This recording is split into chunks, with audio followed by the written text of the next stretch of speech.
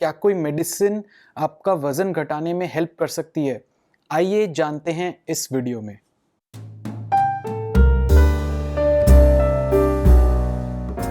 मेरे general OPD clinic में बहुत सारे पेशेंट्स आते हैं जो कि फैट होते हैं, ओबीज होते हैं, और वो मेरे से एक कॉमन क्वेश्चन पूछते हैं कि डॉक्टर साहब हमें पतला होने की जी कोई दवाई बता दीजिए।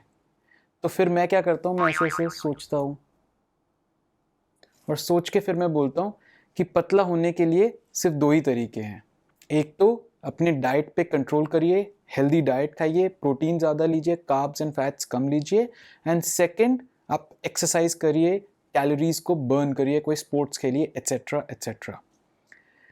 सो ये तो मैं नॉर्मली बोलता हूँ, बट आइडियली अगर देखा जाए तो वेट लॉस घटाने के लिए एक दवाई है जिसका नाम है मेटफॉर्मिन।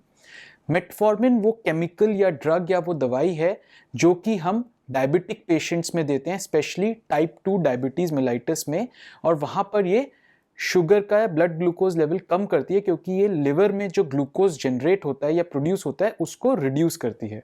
तो वहाँ पर तो ये रोल इसका मेटफॉर्मिन दवाई का हो गया। लेकिन ये देखा गया, बहुत सारी रिसर्च स्टडीज़ में ये देखा गया है, ये फाइंडिंग ऑब्जर्व हुई है कि मेटफॉर्मिन से ओबेसिटी या मोटापा या वजन भी कम होता है। ये ड्रग पीसीओडी में भी दिया जाता है, बट यस, इसका रिलेशन ओबेसिटी और वेट लॉस में देखा गया है कुछ रिसर्च स्टडीज़ में।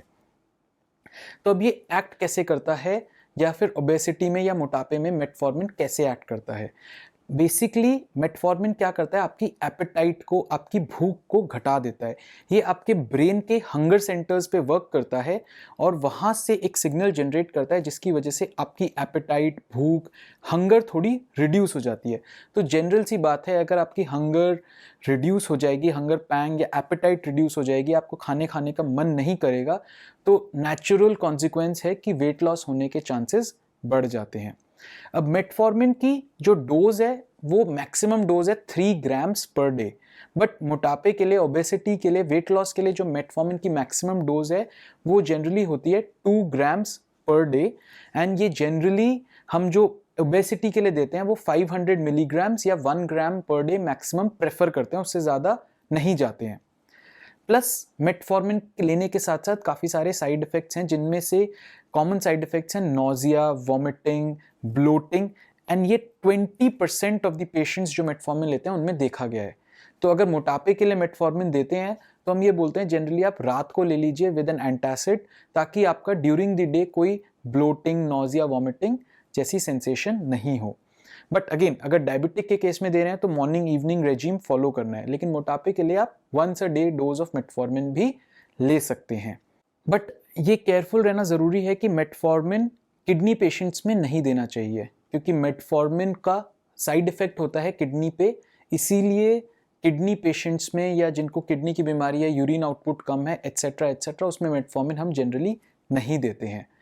बट जैसा कि मैंने बोला, मेटफॉर्मिन को जब हम वेट लॉस के लिए प्रिस्क्राइब करते हैं तो ये एक ओनली कॉम्प्लीमेंट्री इफेक्ट होता है। कॉम्प्लीमेंट्री मतलब ये सपोर्टिव इवेंट होता है, ये इंडिपेंडेंटली वेट लॉस नहीं करवाता है।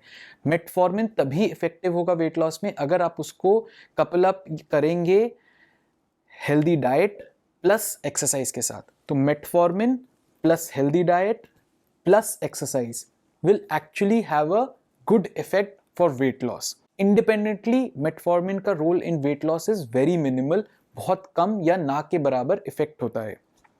बट एक डिस्क्लेमर यहाँ पर है कि मेटफॉर्मिन लेने से पहले आपको अपने डॉक्टर को कंसल्ट करना चाहिए।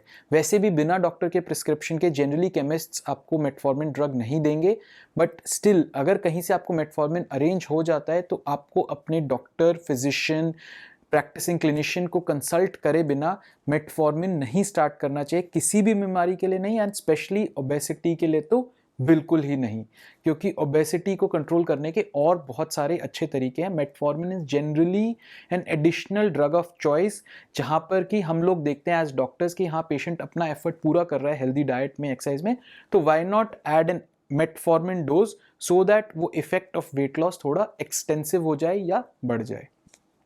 तो फ्रेंड्स, अगर आपको मेरा वीडियो पसंद आया तो प्लीज़ इसको लाइक करिएगा, शेयर करिएगा, मेरे चैनल को सब्सक्राइब करिएगा और मेरे अगले वीडियो का ज़रूर इंतज़ार करिएगा।